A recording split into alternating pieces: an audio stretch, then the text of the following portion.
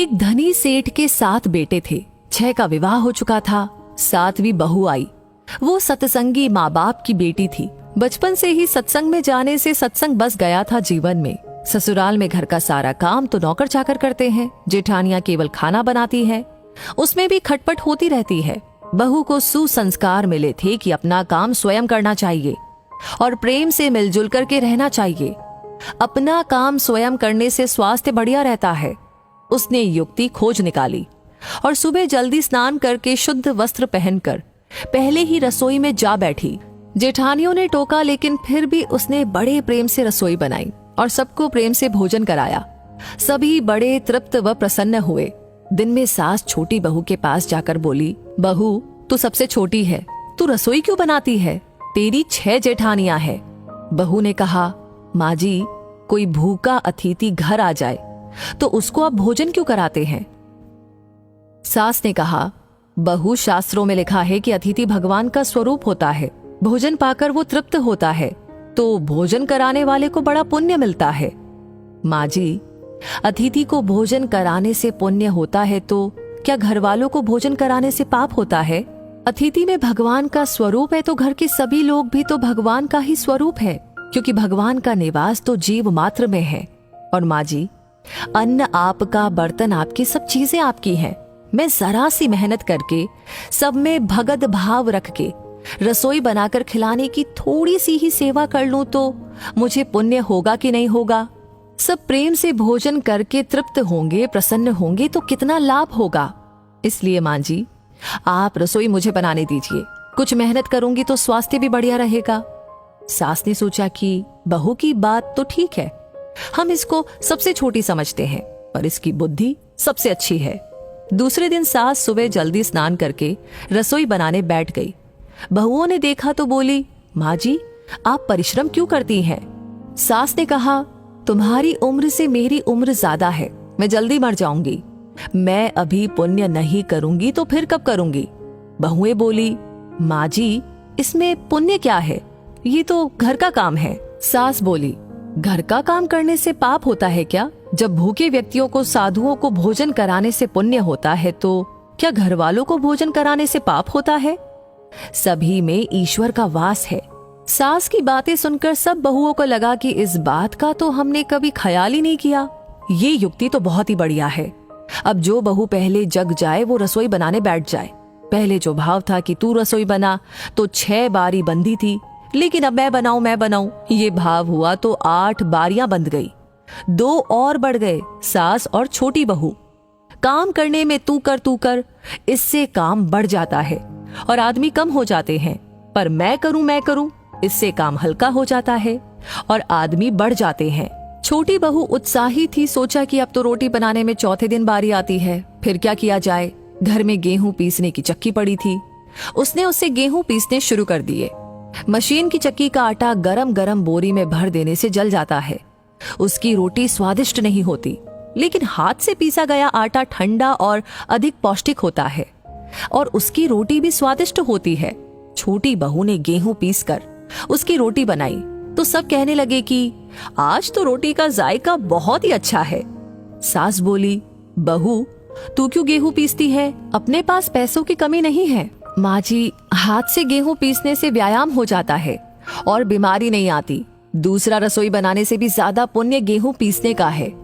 सास और जेठानियों ने जब सुना तो लगा कि बहू तो ठीक ही कहती है। उन्होंने अपने अपने पतियों से कहा कि घर में चक्की ले आओ, हम सब गेहूं पीसेंगी। रोजाना सभी जेठानियां चक्की में 2-2.5 सेर गेहूं पीसने लगी।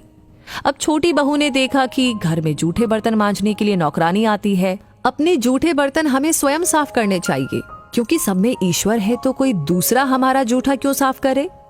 अगले दिन उसने सब बर्तन मांज दिए तो सास बोली, बहू, विचार तो कर, बर्तन मांजने से तेरा गहना घिस जाएगा, कपड़े खराब हो जाएंगे। माँ जी, काम जितना छोटा उतना ही उसका महात्म्य ज्यादा। पांडवों के यज्ञ में भगवान श्री कृष्ण ने जूठी पत्तले उठाने का काम किया था। दूसरे दिन सास बर्तन मांजने बैठ गई। उसको देख कर के सब बहुओं ने बर्तन मांजने शुरू कर दिए। घर में झाड़ू लगाने नौकर आता था। अब छोटी बहू ने सुबह जल्दी उठ करके झाड़ू लगा दी। सास ने पूछा, बहू, झाड़ू तूने लगाई है? माँ जी, आप मत पूछिए, आपको बोलती हूँ तो मेरे हाथ से काम चला जाता है। झाड़ू लगाने का काम तो नौकर का है, तो तू क्यों लगाती है?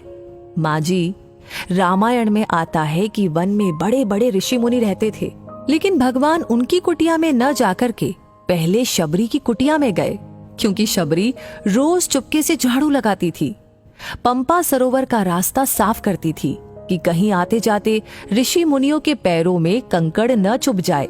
सास ने देखा कि ये छोटी बहू तो सबको लूट लेगी, क्योंकि ये सबका पुण्य अकेले ही ले लेती है।